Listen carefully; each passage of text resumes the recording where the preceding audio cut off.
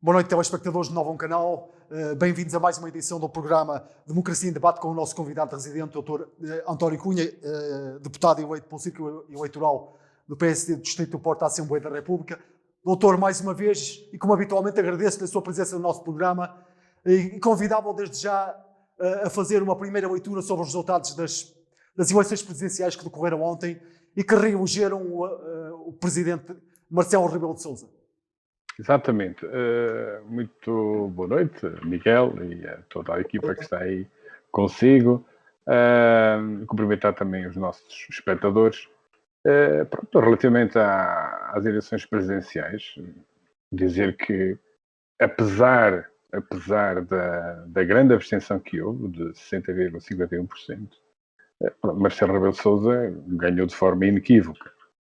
E é evidente que é preciso dar os parabéns ao Presidente da República reeleito, dizer que, do nosso ponto de vista, ganhou o candidato que o PSD apoiou, mesmo antes dele anunciar a sua candidatura, e, para mim, ganhou o mais bem preparado, aquele que é capaz de, efetivamente, unir os portugueses, aquele que melhor defende o valor da dignidade humana, da justiça social, da liberdade, da tolerância, enfim, dos ideais sociais democratas. E, portanto, é o único que também é capaz de agregar consensos no sentido de manter a tão necessária estabilidade governativa que o nosso país precisa em momento pandémico e a consequente crise económica que nos está a assolar. Portanto, ganhou a primeira volta, conseguiu o terceiro melhor resultado de um presidente eleito em eleições presidenciais, fez algo que nenhum outro candidato presidencial tinha feito, que tinha conseguido, que é ganhar em todos os conselhos. Portanto,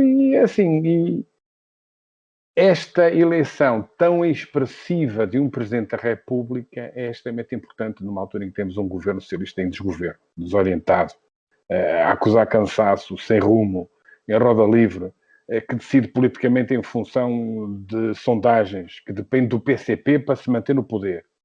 E que decide tarde e mal, pelo menos desde novembro, quando se abateu sobre nós a segunda vaga da Covid-19. Doutor, deixe-me só fazer uma pergunta relacionada ainda com aquilo que disse e as presidenciais de ontem. Não sei se o doutor tem a oportunidade de assistir ao discurso de vitória, digamos, do atual Presidente da República, Marcelo Rebelo de Sousa, em que ele vem dizer de alguma forma que é necessário concertar esforços naquilo que é o objetivo número 1 do país, que é o combate à pandemia, o combate à crise e ao surto pandémico. Efetivamente, o doutor, que leitura é que faz do discurso do Presidente da República ontem, o discurso de vitória? É efetivamente um discurso desse sentido? É assim, como alguns comentadores disseram, e sou obrigado a concordar com eles, Marcelo fez o discurso que se esperava de um verdadeiro Presidente da República. Portanto, fez um discurso de Estado, fez um discurso virado para o momento em que estamos a viver, de crise pandémica, de crise económica, portanto, ele disse, se bem me lembro, que nós, os portugueses, não queremos viver numa pandemia infindável, numa crise sem fim à vista. E, portanto, é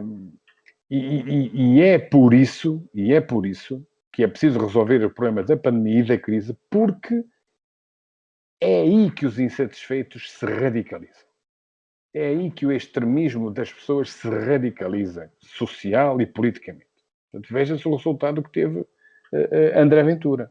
Foi um dos vencedores, doutor, na sua ótica da noite? Diga. André Ventura. Perguntava-lhe, doutor, se acha que os analistas dizem que o André Ventura foi um dos vencedores da noite. O doutor partilha da mesma leitura? Não, é assim. É evidente que André Ventura chegou aos 2 dígitos. É um facto. E chegou como? Chegou com um discurso muito simplificado e populista. Ora bem, é evidente, esse discurso simplificado e populista acolhe as pessoas mais afetadas em sucessivas crises que têm ocorrido no nosso país nos últimos 20 anos. E vejamos quem é que tem governado este país nos últimos 20 anos. Portanto, André Ventura dá as respostas mais simples para os problemas mais complicados. Por exemplo, inclusão de minorias. Racismo endémico que nós temos imigração, segurança, corrupção.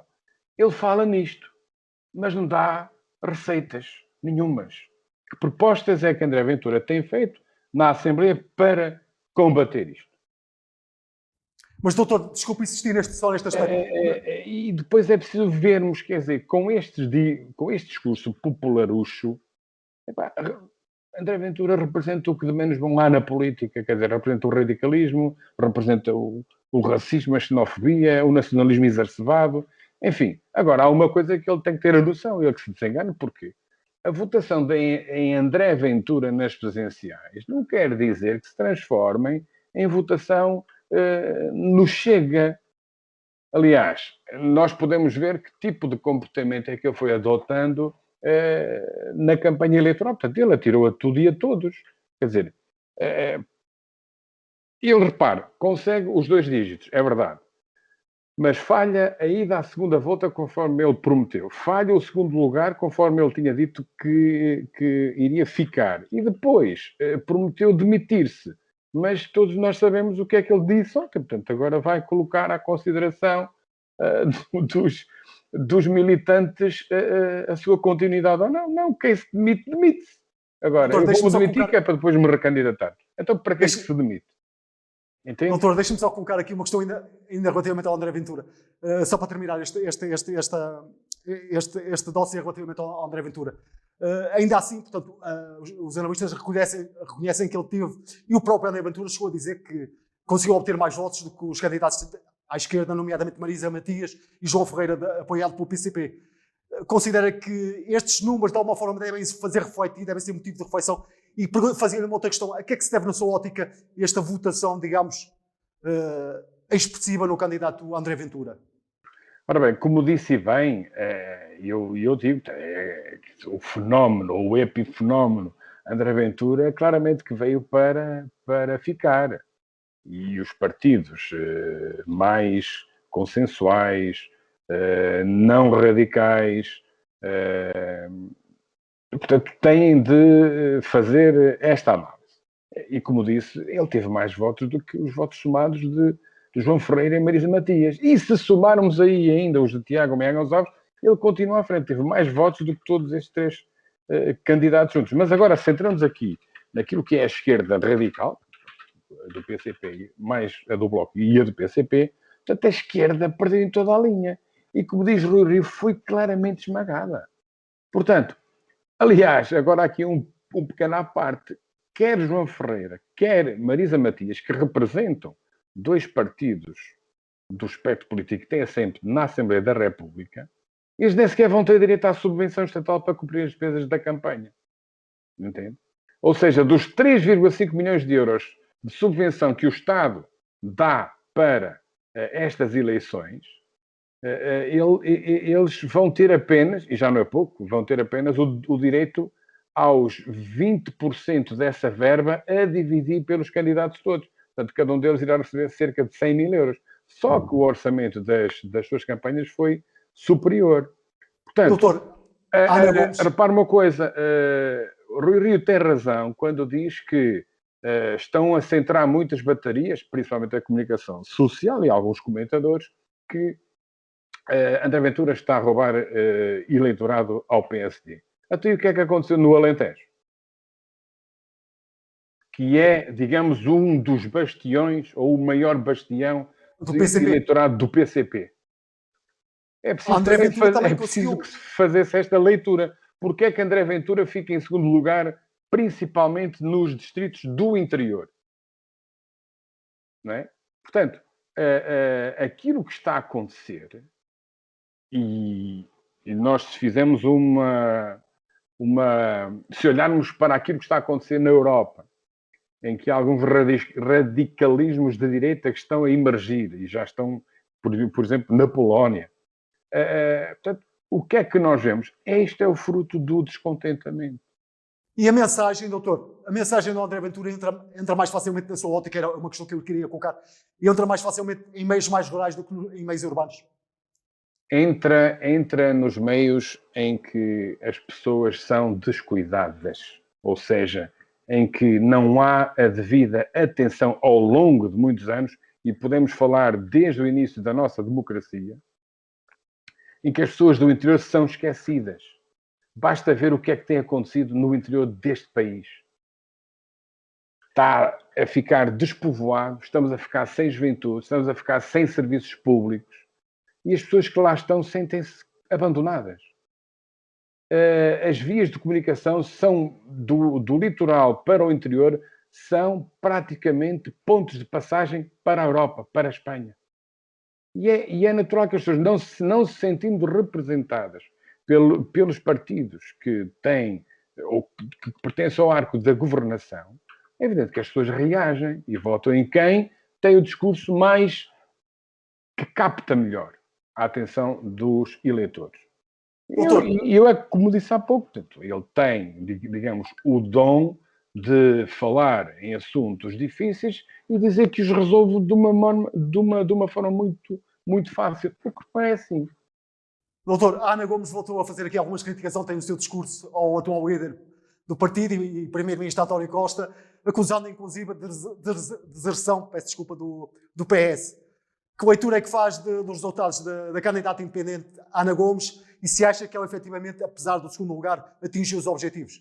A Ana Gomes teve aqui uma espécie de vitória agridoce. Porquê? Porque, efetivamente, ficou em segundo lugar, ficou à frente de André Ventura, mas, quer dizer, no fundo ela perdeu porque ficou longe dos outros independentes da área socialista que concorreram em eleições anteriores. Ela teve metade dos votos que Sampaio da Nova teve em 2016. Portanto, depois também falha o objetivo de forçar a segunda volta. Pronto, ficou à frente do André Ventura, mas mesmo assim, com uma distância natural muito, muito curta. Agora, uma coisa é certa, ela consegue o melhor resultado de sempre para uma senhora a concorrer às eleições presidenciais. E é óbvio, ela perante isto, quem é que ela acusa? Acusa António Costa de ser o principal responsável por ter desertado. Portanto, o PS não tinha candidato. Aliás, já tínhamos falado aqui há uma ou duas semanas que achei estranho como é que a JS aconselha o voto nos 3 candidatos de esquerda.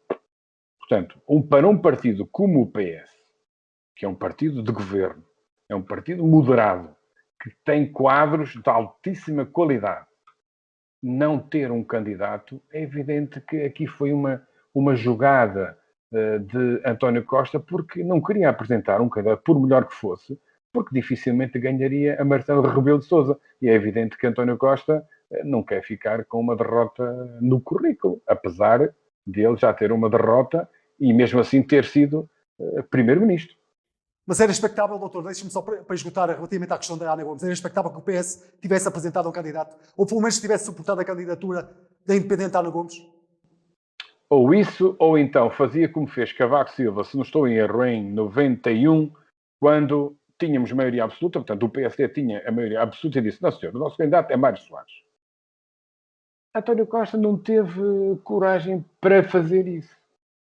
Percebe? Não. Ou seja, António Costa quer sol na eira e chuva no naval. Portanto, quer arranjar aqui uma solução de compromisso em que, bem, não apoiamos diretamente, mas, efetivamente, vou-lhe dar os parabéns depois a seguir à vitória dele.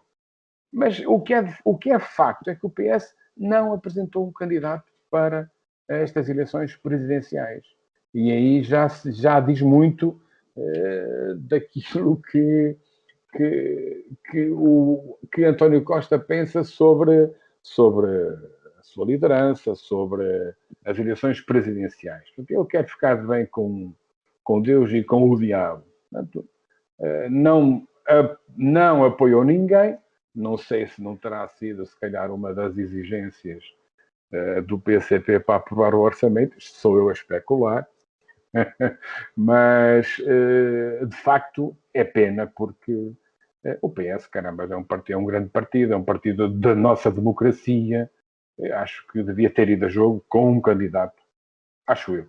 E, doutor, relativamente ao prefeito Luís Vitorino Silva, ele ontem ele confidenciava de alguma forma aos jornalistas que obteve no Distrito do Porto, suponho que foi o 4º candidato mais votado, tendo ficado à frente, inclusive, de Marisa Matias, apoiada por um pouco de esquerda, e mesmo o candidato da CDU. e mesmo o Tiago Maia Gonçalves, salvo erro. Doutor, considera que o Vitorino Silva acabou por superar as expectativas ou tem uma leitura diferente? É assim, Vitorino Silva, efetivamente ele perdeu na freguesia de Rãs, é a sua freguesia, a freguesia onde ele já tinha sido presidente de junta. Mas como ele diz, e justifica-se do meu ponto de vista bem, enquanto que há 5 anos estava a concorrer com um candidato que era conhecido, mas que não era presidente da República ainda, agora desta vez candidatou-se contra Marcelo, que é o presidente, que era e é o presidente da República. Ele fez uma campanha simples ao seu estilo e passou a mensagem de que não há impossíveis, eu acho. Ou seja, não há impossíveis para quem realmente trabalha, para quem quer alcançar os seus objetivos. Apesar disso, pronto, ficou em último, mas ficou em último na votação nacional, mas derrotou as sondagens.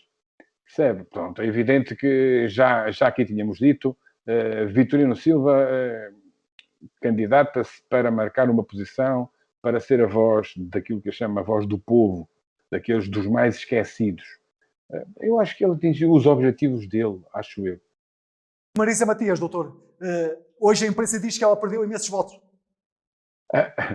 A Marisa Matias, relativamente a 2016, ela dá um trambolhão brutal. Ela ficou, ela passou de 10,12% para 3,95% em 5 anos. Aliás, em 5 anos ela perdeu mais de 304 mil votos, quase 305 mil votos. Portanto, é evidente que ela disparou ali no discurso que fez, disparou as culpas para o PS. Quando alguém lhe perguntou, mas porquê que a esquerda não somou mais nesta eleição? E ela chutou para canto a dizer que essa pergunta que teria que ter sido feita ao PS. Mas o que é facto é que Marisa Matias sofreu aqui de um problema. Ela estava, repara uma coisa, durante a campanha as pessoas olhavam, viam Ana Gomes, viam Marisa Matias, viram o debate entre elas. Quais eram as diferenças? O doutor Porque considera que estavam ambas a ocupar o espaço uma da outra. Doutor, e Tiago Maia Gonçalves conseguiu entrar, teve uma votação que, segundo alguns analistas, foi uma votação surpreendente, tendo sobretudo entrado num eleitorado mais cariz urbano. Não sei se o doutor concorda com esta leitura. Sim, portanto, ele teve a maior votação, ou melhor, a votação mais expressiva dele foi nos distritos de Porto e de Lisboa.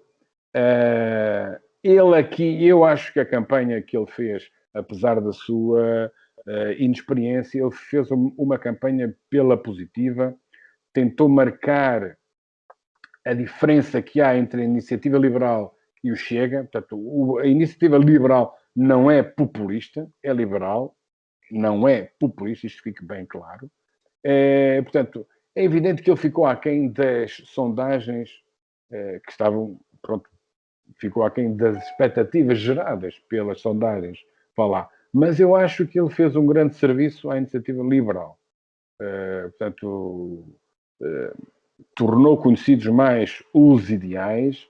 É evidente que não responde a tudo, o liberalismo não responde a tudo, como é óbvio, e isto prova-se pela nossa situação atual, em que com o confinamento as pessoas, as empresas dependem da ajuda do Estado, mas também é preciso vermos como é que nós chegamos até aqui, porque nós temos muita mentalidade, e sempre que há governos de esquerda, nós temos muita mentalidade do assistencialismo.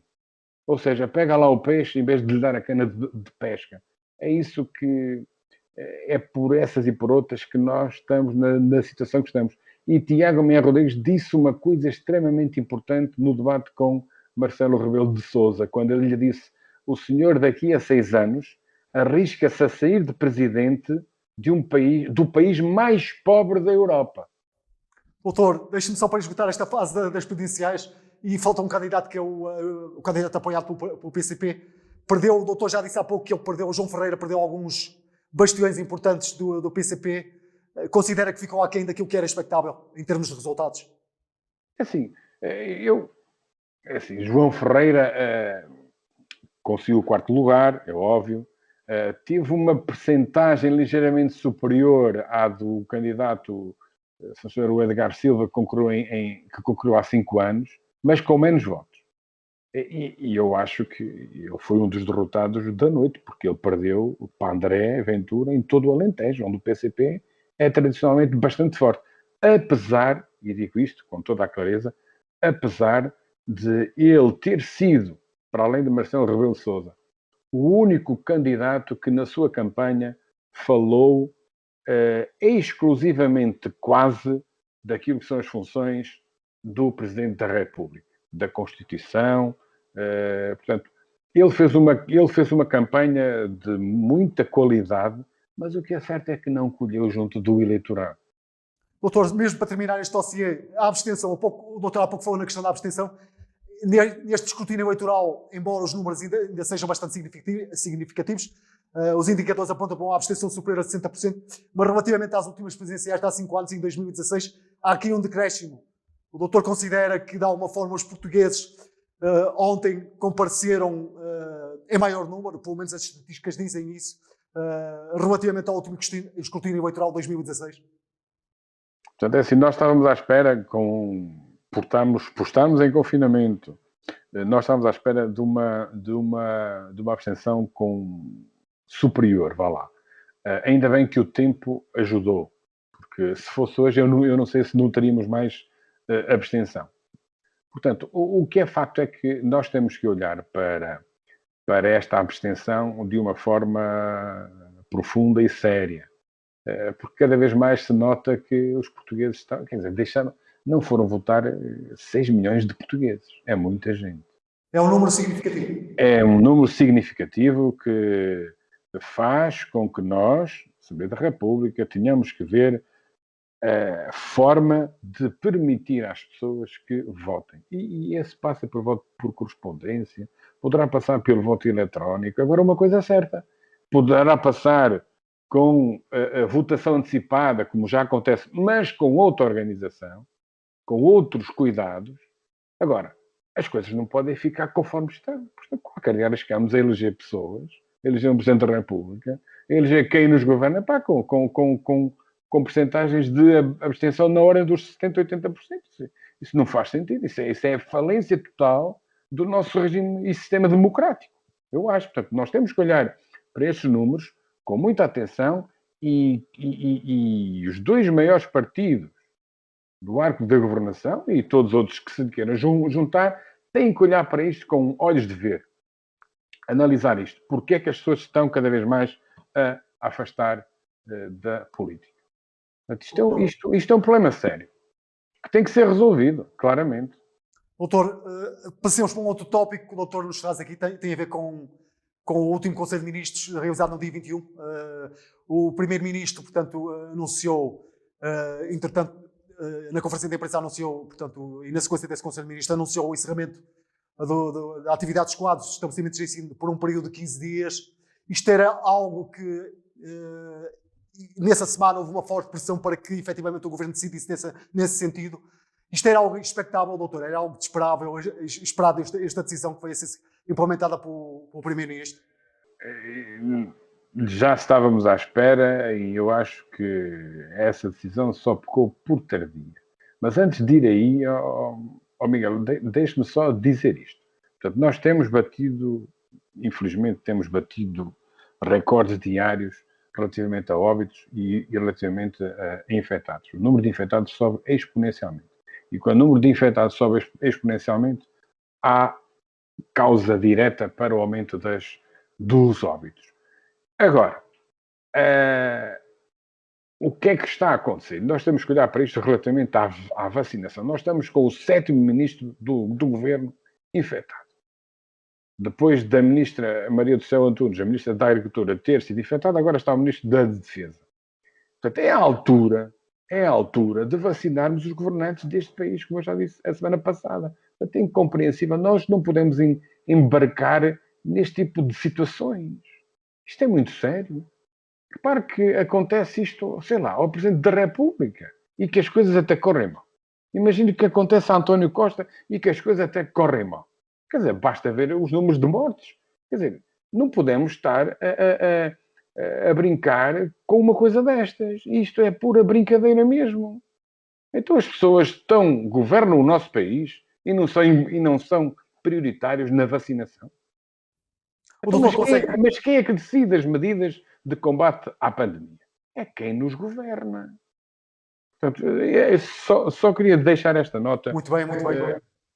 Relativamente a isto, como disse bem, o Conselho de Ministros da passada quinta-feira decidiu que ia suspender as atividades letivas e encerrar as escolas até de 22 de janeiro até 5 de fevereiro, e tinha como justificação, portanto, a pandemia, a nova estirpe, etc.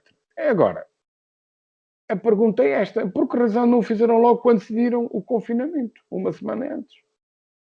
Quer dizer, eu arrisco aqui a dizer, mas não queria ser popularucho nem alarmista, se calhar tínhamos poupado algumas vidas. Portanto, isto de dizer que as escolas estão bem organizadas, isso é verdade. Que lá dentro não há problemas, é verdade. Mas os meninos não estão lá dentro 24 horas por dia. Eles andam nos transportes públicos, contactam com avós, contactam com pais, etc, etc, etc. Portanto, a pergunta é esta: por que razão não se fecharam as escolas logo quando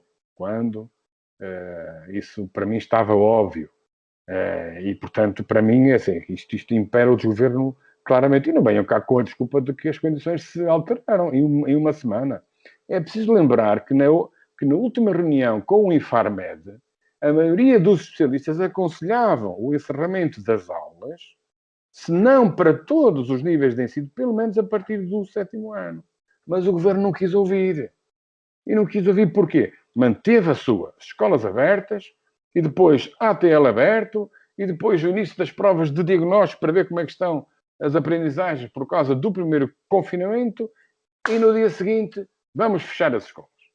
Ora bem, é evidente que isto é fácil, nós percebemos porque é que o governo queria as escolas abertas. Eu já falei aqui nisto. Porque o governo falhou em toda a linha de distribuição dos computadores prometidos aos alunos. O Primeiro-Ministro, isto é preciso que as pessoas saibam, o Primeiro-Ministro prometeu iniciar este ano letivo assegurando o acesso universal à rede e aos equipamentos a todos os alunos do ensino básico e secundário, todos. A transição, doutor. Repara uma coisa, Miguel. 9 meses depois, só 10% dos alunos é que receberam os computadores. Há cerca de 200 mil alunos da Ação Social Escolar sem computadores. E agora vem o Ministro da Educação a dar instruções às escolas para que se preparem para o ensino à distância a partir de 8 de fevereiro. Ora bem, nós temos de ser sérios nisto. As escolas estão tão preparadas para o ensino à distância como estavam em março e em abril. Doutor, confinamento, não há diferenças. Deixe-me interrompê-lo só para fazer uma observação. O doutor, aliás, tem inclusive uma intervenção feita na semana passada na Assembleia da República, em que fala da questão da transição digital e diz que é uma miragem. Isto a propósito de um projeto de resolução que foi apresentado pelo grupo parlamentar do PS. Isto entronca de alguma maneira naquilo que o doutor acaba de dizer, na tal questão da impreparação tecnológica e de planeamento tecnológico que não existe e que não foi realizado por parte do governo? Claro que entronca porquê? Para já, relativamente a essas recomendações que o PS faz ao seu próprio governo, ao governo que suporta na Assembleia da República, é caricato. É caricato porquê? Porque estão a recomendar ao seu governo que cumpra aquilo que o governo já tem inscrito no Simplex. Pelo menos relativamente a 2 medidas de 8. Agora, aquilo que eu disse na reunião do plenário da Assembleia da República a semana passada é basicamente isto. Não adianta nós mandarmos apenas e só os computadores para as escolas. Elas têm que ter estrutura. Elas têm que ter estrutura. As escolas precisam de ambientes de aprendizagem, precisam de quadros interativos, precisam de acesso à internet com bastante largura de banda, ou seja, com velocidade, que é aquilo que os diretores mais se queixam, é que a internet anda aos solavancos. Parece que nas escolas ainda não chegou a fibra. Parece que estamos no tempo do ADSL de há 20 anos atrás. Não é? Os diretores queixam-se disso. Aquilo que é a distribuição da rede Wi-Fi nas escolas está subdimensionada, tendo em conta que todos os alunos agora já têm um smartphone, já têm acesso à internet, etc. E mais, nós não... É preciso mexer de baixo para cima, dos alicerces. É preciso preparar as escolas, mas com consciência. Não basta o Ministro da Educação enche a boca a dizer que agora já requalificaram não sei quantas escolas. É preciso também que os portugueses saibam que foi um governo do PS que gastou milhões de euros. Eu vou dar aqui um exemplo muito perto. A escola secundária de Penafiel custou cerca de 15 milhões de euros em 2010. Foi quando foi inaugurada. 15 milhões de euros em 2010. E, no entanto, tínhamos uma escola vizinha, que é a escola Dom António Ferreira Gomes, que entrava chuva.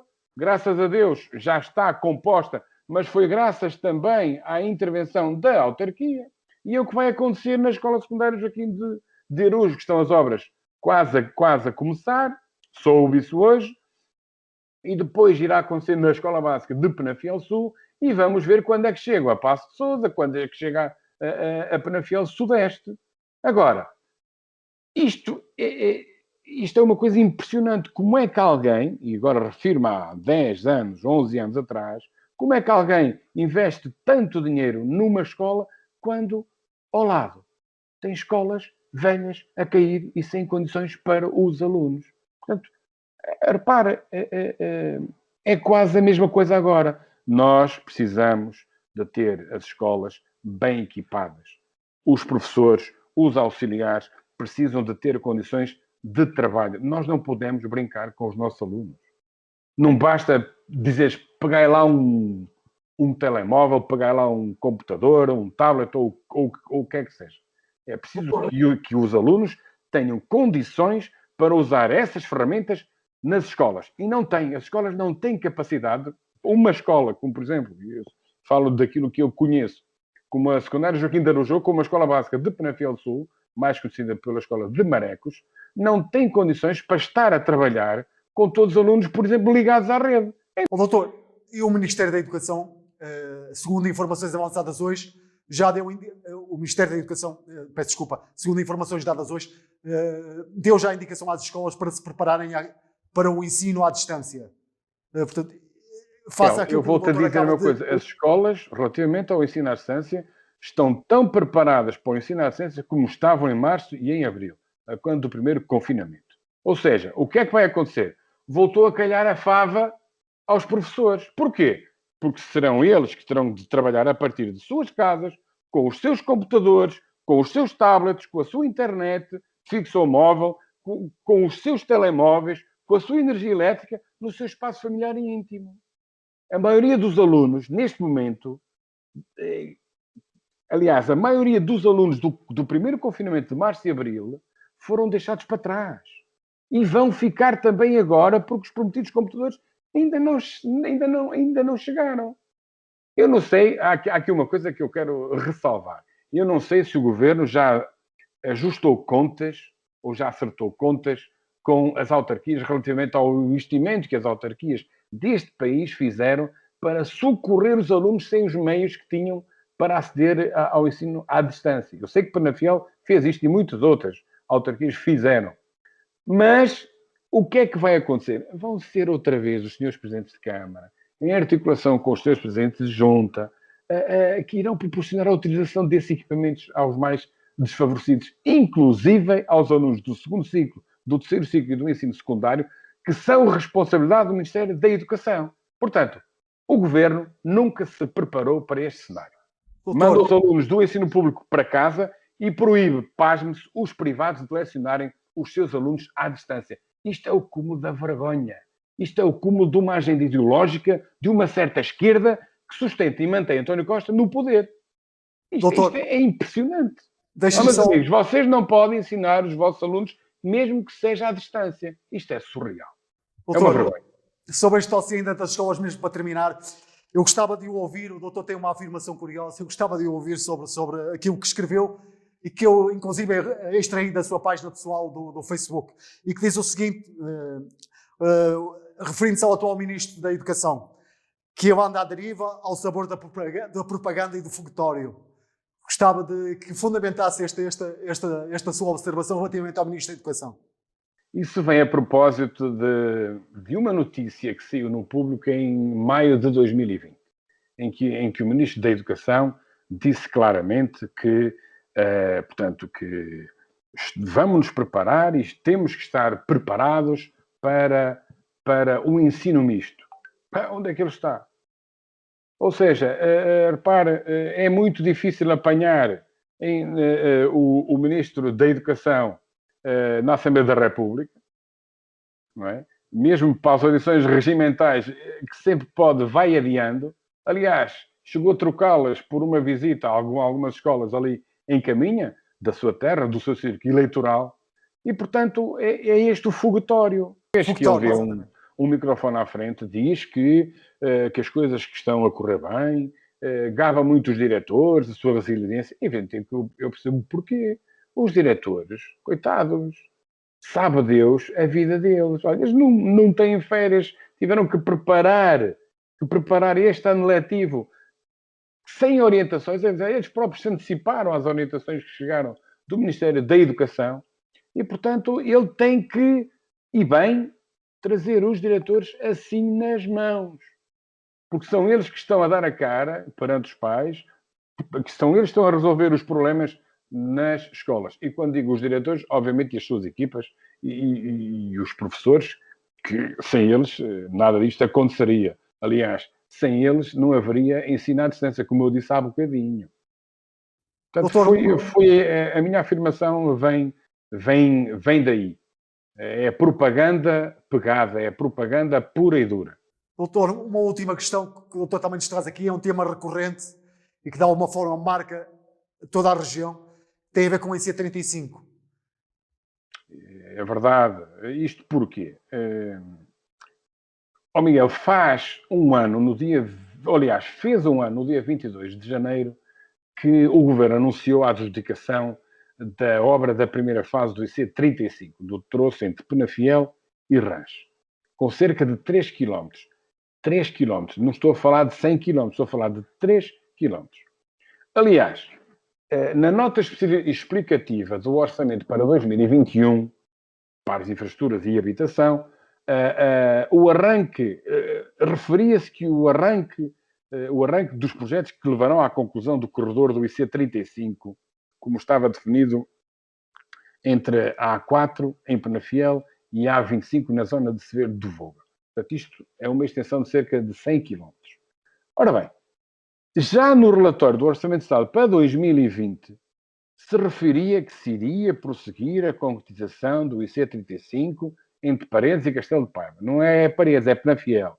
Eles não conhecem, portanto, o conhecimento deles é tal sobre a nossa região e o empenho que o Governo tem para com o nosso território, que até confundem Penafiel com Paredes. Bom, mas afinal, como é que se pode afirmar que como é que se pode prosseguir algo que ainda não começou? Que ainda nem sequer arrancou? Quer dizer, estamos há um ano e estamos em janeiro de 2021, um ano depois do Governo ter adjudicado a obra do IC35 e nem uma carreta de cimento se foi gasta ainda, nem um caminhão de areia. Oh, meu amigo, sabe, custa-me dizer isto, mas este Governo está-se a marimbar para o nosso interior e para o nosso território. Mas enche a boca com a coesão territorial, atenção. E a coesão territorial deste país passa também muito pela expansão da rede rodoviária e a nossa região precisa, como do pão para a boca, urgentemente do IC35. E, doutor, e acredita que no atual quadro, que a curto, médio prazo será possível, estamos a falar de uma estrutura fundamental, como o doutor disse, para a região, que é reivindicada há muitos anos por sucessivos presidentes de Câmara e prometida até por vários governos. E a obra vai ter que avançar. Portanto, é assim, nós, na nossa região, não podemos ficar sem o IC35. Isto tem sido adiado há anos. Há anos. Nós estamos a estrada, aqui a ligação entre Penafiel e entre os rios. Veja-se a sinistralidade que há. Quer dizer, isto é fundamental para o nosso desenvolvimento. Entende? Portanto, é estranho, e eu quero deixar aqui esta nota, É estranho como é que há uma obra que está adjudicada há um ano que ainda não começou. O que é que estará na sua ótica, doutor, em travar este processo? Ora, a resposta mais fácil é dizer não faço ideia. Não faço ideia. Será por razões financeiras? Agora, há uma coisa que eu tenho a certeza. Mesmo no primeiro confinamento, as obras não pararam. A única coisa que não parou, ou melhor, das únicas coisas que não pararam neste país durante o confinamento e durante este irá acontecer o mesmo, são as obras. Mas porquê que a obra não inicia? Será por causa de estudos de impacto ambiental? Eu não faço ideia. Eu só sei que a obra está adjudicada há um ano, o Governo anunciou no dia 22 de janeiro de 2020 que a obra estava adjudicada. Passado um ano, ainda não há obra. Muito bem. Doutor, fica aqui a sua nota, o nosso tempo esgotou-se. Eu agradeço mais uma vez os seus esclarecimentos e este contacto que fizemos a partir da sua residência. Mais uma vez, obrigado pela sua disponibilidade. Doutor, e despeço-me até à próxima edição. Muito obrigado. Aos nossos telespectadores, eu desejo, fica o desafio para que consigam aceder, podem aceder aos nossos conteúdos através das nossas plataformas online e já agora fica o desejo para que se protejam assim, se protejam aos outros. Muito obrigado e boa noite.